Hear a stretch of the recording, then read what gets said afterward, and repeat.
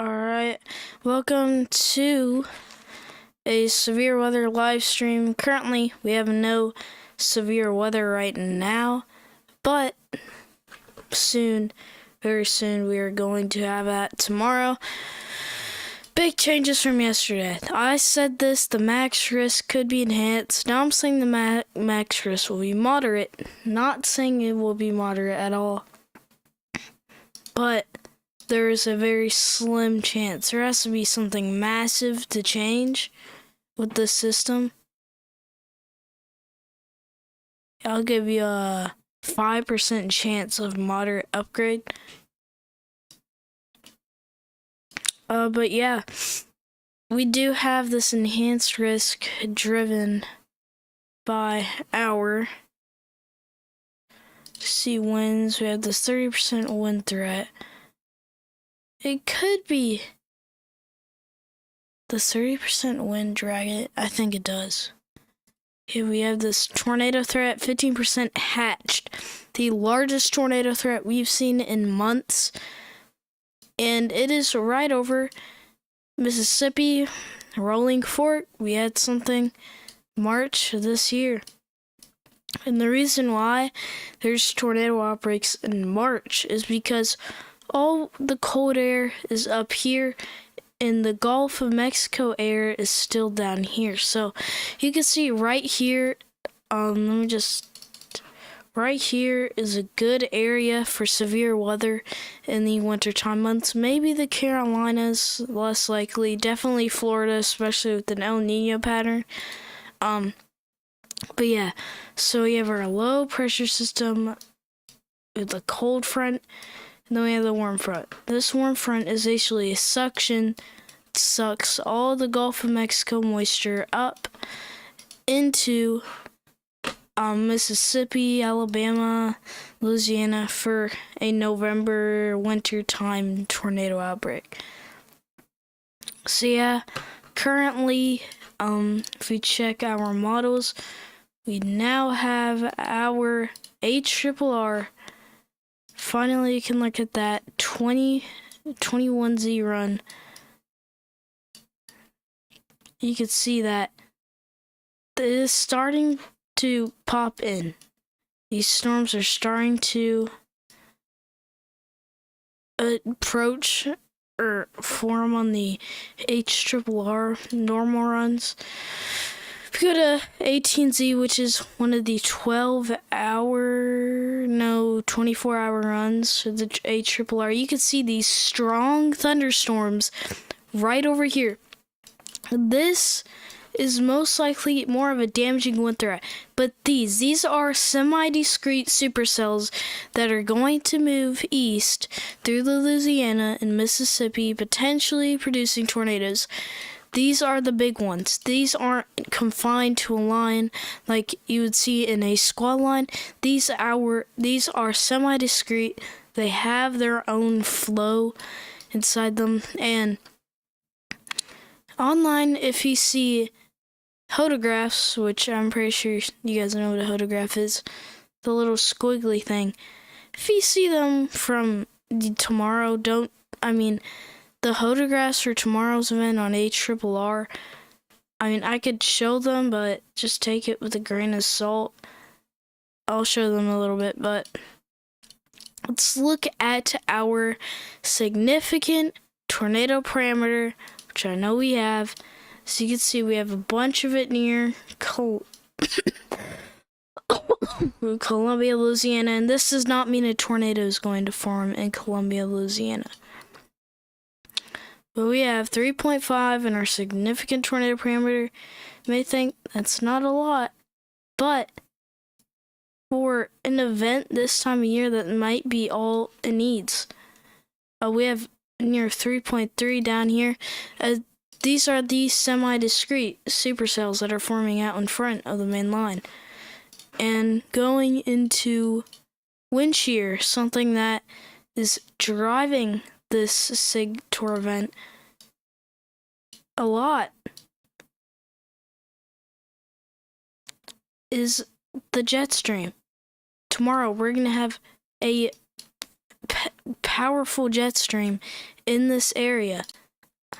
70, 80 knots on 500 millibar levels, which is pretty far above the surface level. This is 850 millibars. This is basically surface winds. It is very close to the ground. Yeah, I am coughing a lot. But, man, 5 p.m. we have those 850 millibar. Again, closer to the surface winds. That is basically the rotation, the vorticity needed to form tornadoes. Hopefully something changes between now and tomorrow on the models, or something happens so we don't have an event that is lining up perfectly like this one. I mean, like, this is not something you would like to see, especially in this area where you're near the Gulf. You have those dew points. One thing we are lacking is CAPE. Convective available potential energy needed to form thunderstorms. We are lacking in that. It's in the thousands. And it may not mean anything when you have a jet stream like this and dew points. We have dew points in the 70s. Tomorrow, 5 p.m., this is when the event starts to kick off. And, man, we have these high dew points right here. This is very, very concerning how we have dew points this high for this area. I am concerned about that. I mean, tornado outbreak this far south is not going to be your average outbreak in Oklahoma, where you need dew points to be pushed up. You already have dew points in Louisiana. You have them there. So it's going to align like that. Let's get the surface CAPE. So you can see we have these 1,000 joules per kilogram. Honestly, I don't think the event is going to be that too bad because of the CAPE. The CAPE may have saved the day here. 1,500, not even closer to where you can see kind of looks like it's getting eaten up over here. That's where the storms are. You can see it isn't too great. It is going to be a high shear low CAPE event. Going to mixed layer CAPE, or most unstable CAPE. We have a good 500.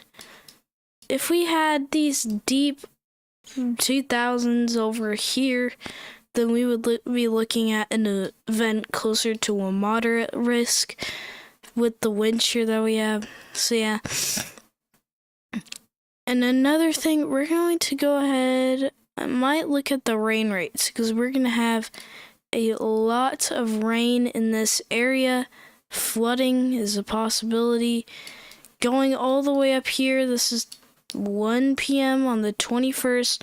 We have 4 inches of rain in the upstate South Carolina, Asheville, and your Smoky Mountains. This is, I mean, we could see events where that water's compiling on highways going through the mountains, because I've drove through them before to get where I live right now. And we have these really high rainfall totals. We have some of these higher rainfall totals, I'm guessing, from stronger storms.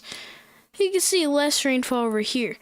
That could mean that we're not going to have as much, because of that CAPE, we're not going to have as much precipitation, hail, which that hail is right now, I think, is a 50%. It isn't higher because we don't have CAPE. CAPE is really, really loves hail. And yeah, they basically need each other work. And as we tap, the precipitation right here is going to be higher. This most likely being caused just by stationary thunderstorms going and going and going in a train, kind of like a Pineapple Express without it being on the West Coast. But yeah, looking at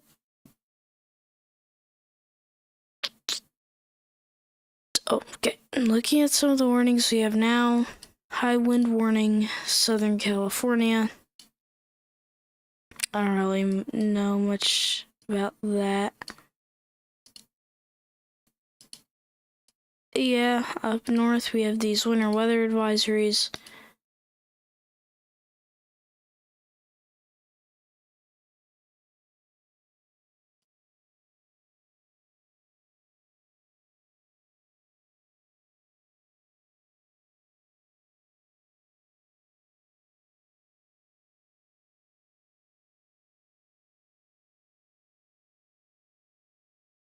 So, alright, I have to go for a second, but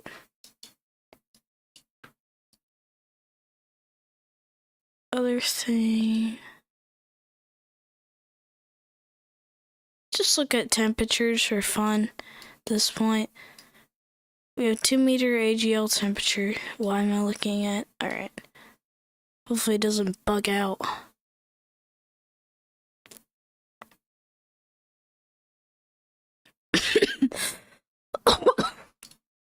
Tomorrow the temperatures are going to be in Is this true? 70s, 80s in this area. All you really need is the 60s, 50s to form thunderstorms. So we do have the temperature. Looking at that total snowfall, which we're going to show the GFS total snowfall. I'm going to stretch this out. This is the 23rd. We have a lot, 14 inches now near or in New Hampshire. See, 11 inches near Rockingham. We definitely have a lot of snow. Higher areas up north, we do have the higher snowfall totals. And also, whoa. Well, that's why I don't live in Alaska. But we do see more just mountain to snow just hanging around there. So nothing much snow except for the northeast. And for supercell composite, going back to ARRR for tomorrow. 18, there we go.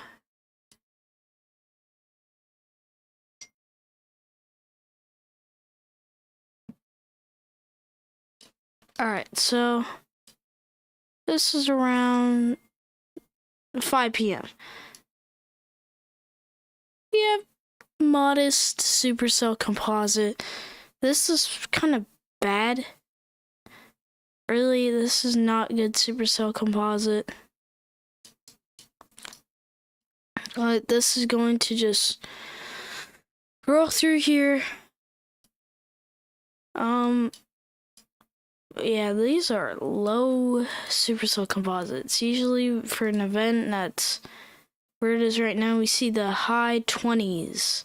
No, like 20s for supercell composite, not the 10s. Especially for a 10% hatch risk.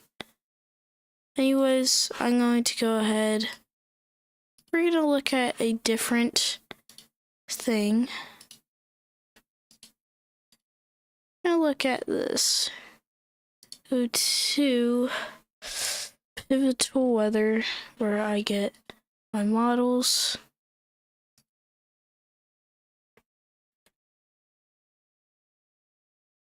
And the reason I'm going here, you'll see, because I have something to show. Of course, take this with a grain of salt, because this is not really meaning anything. Right.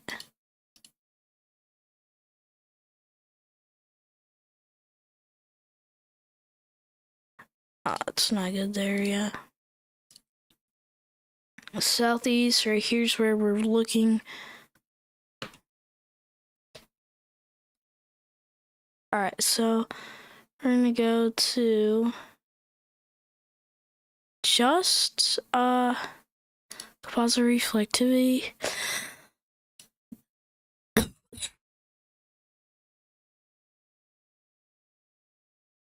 So I'm gonna run that. Alright, we see these right here. This little system. This is a photograph. And these should not be trusted. If you see one of these posted, don't really trust it because they are not accurate. This is not accurate at all. In fact, this is probably the least accurate thing that has ever been on here. You can see that this is off the charts tornado. And this really doesn't matter. Like right here. Celeste. Like in the middle of the ocean, that's not what it would be like. And that would be really bad if it was an actual observed photograph and it was real. You can see this link. I feel like these photographs that are AI generated, whatever, are on something right now because this is not really like, just run this forward. That's better looking. Like, these are so bad. They scare everybody. That's all these things do. Like right there. Again, these should not be trusted at all. Now, we have no real weather. You can see all our storm chasers heading now for tomorrow. It's going to be a big day for severe weather. Biggest day in months for severe weather here. So you have to watch it very, very closely. It's like right now, no rain, no anything. Let's go to Arizona. We had some stuff going on. I know we had a tornado report in Arizona earlier. I saw that on Radar Omega, but it is gone. It's from earlier today. It was most likely a microburst, not a tornado. So yeah, going. Here we have some rain showers over here. This is not the main event at all. This is just some little rain showers that are here.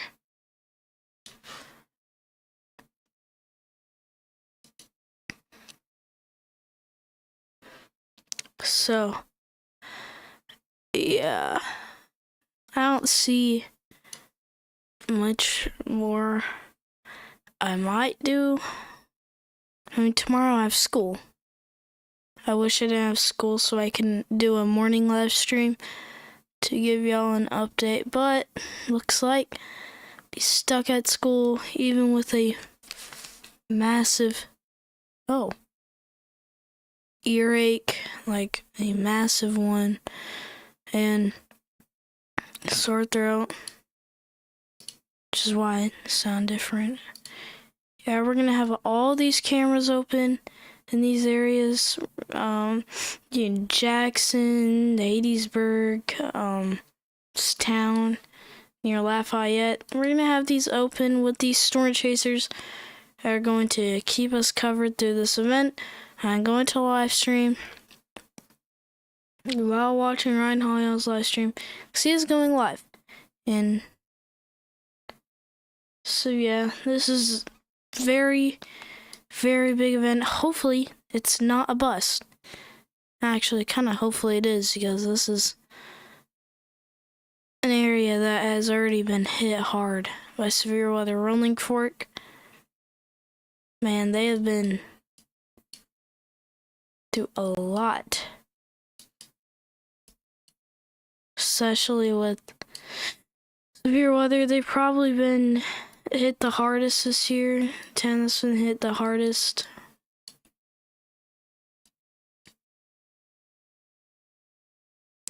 So, yeah, I will see you guys in the next live stream. This was a very short one. So, let me just check something.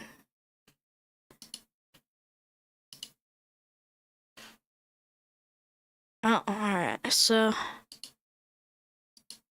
yeah, I will see you guys in the next live stream. Bye-bye.